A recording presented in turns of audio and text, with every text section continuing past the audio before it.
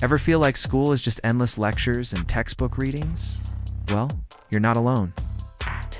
But what if I told you that for most of human history, education was a wild, creative, and sometimes downright bizarre adventure? Before the standardized tests and neat rows of desks we know today, teachers had to get seriously inventive to pass on knowledge. We're going to dive into some of the strangest and most fascinating teaching methods from the past. And you might be surprised by what we can learn from them. Let's travel back to ancient Greece, around 500 BC. Imagine you're a student, but instead of a classroom, you're walking through the lush gardens of Athens. Your teacher isn't standing at a podium, he's strolling right beside you, discussing philosophy, politics, and the nature of the universe. This was the Peripatetic school founded by Aristotle. The name literally means to walk about. Aristotle believed that walking stimulated the mind, and that conversation was the key to true understanding. There were no grades, no homework in the traditional sense, just a continuous moving dialogue. The lesson ended when the walk did.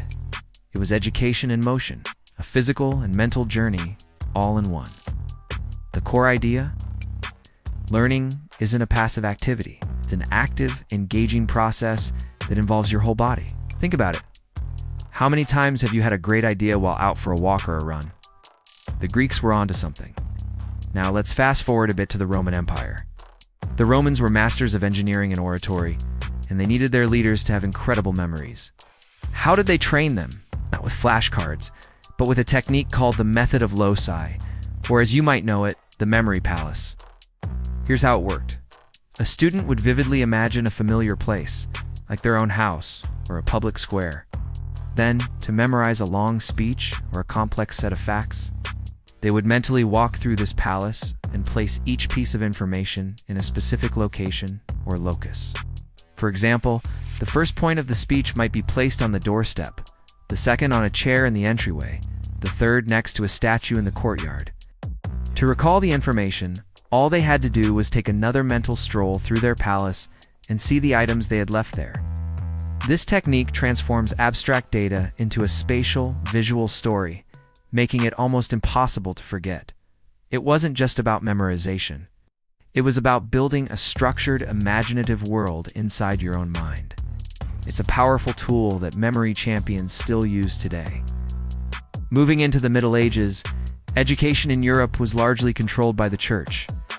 Monks and monasteries were the keepers of knowledge, and their primary task was copying and studying religious texts. But how do you teach illiterate novices to read and understand complex theology? You use music? Gregorian chants weren't just for worship. They were a powerful mnemonic device. The melodies helped monks memorize huge volumes of Latin scripture. The rhythmic patterns and musical phrases acted as hooks for the words. This is called cantillation. Furthermore, they developed elaborate, beautiful illustrations in their manuscripts, known as illuminations. These weren't just decorations. They were visual aids, summarizing key stories and concepts for those who couldn't read the text. Think of them as medieval infographics. A single, intricate drawing could represent an entire chapter of the Bible, with symbols and imagery telling the story. It was a multi-sensory approach. You saw the story in the art, you heard it in the chant, and eventually, you learned to read the words themselves. But what about subjects like logic, philosophy, and science? For that, let's look at the work of a 13th century philosopher and theologian named Ramon Lull. He was obsessed with the idea of finding a universal system to understand all knowledge and prove the truths of Christianity to people of all faiths. His solution was a bizarre and brilliant invention he called the Ars Magna, or the Great Art. It consisted of a series of concentric paper discs covered in symbols and concepts. By rotating these wheels, you could create countless combinations of ideas, supposedly revealing all possible truths about a subject. One wheel might have attributes of God like goodness and greatness, while another had philosophical questions like why and how. By spinning the wheels, you could generate questions like why is God's goodness great, and explore the answers. It was like an early analog computer for philosophy. While it might seem strange to us, Lull's goal was to make thinking a mechanical process, a system of logic that anyone could use to arrive at the truth. It was a radical attempt to map the entire universe of thought. Now, let's journey to East Asia, specifically to Imperial China. For over 1,000 years, the path to a government job was through the incredibly difficult civil service examinations. These tests required candidates to memorize vast amounts of classical literature, poetry, and Confucian philosophy. The pressure was immense. To cope, students and teachers developed a unique method centered on rhythm and recitation. Instead of silently reading, students would chant texts aloud in a specific cadence, often swaying their bodies back and forth.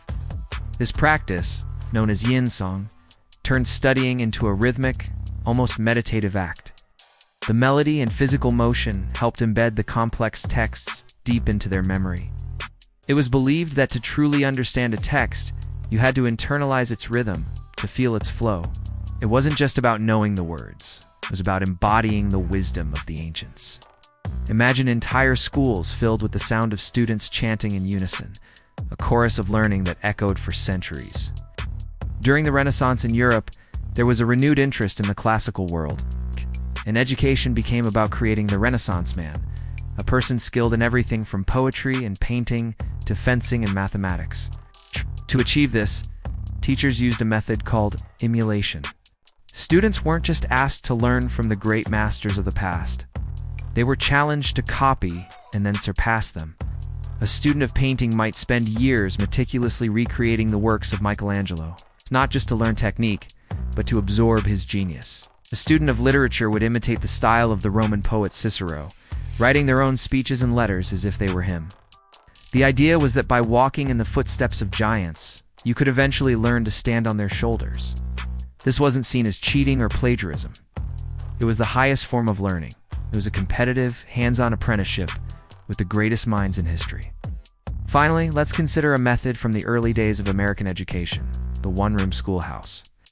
In the 18th and 19th centuries, a single teacher would be responsible for students of all ages, from 6 to 16, all in one room. How on earth did that work? It worked through a system of peer-to-peer teaching. The teacher would give a lesson to the oldest students, who would then be responsible for teaching that same lesson to the next group of younger students, and so on down the line.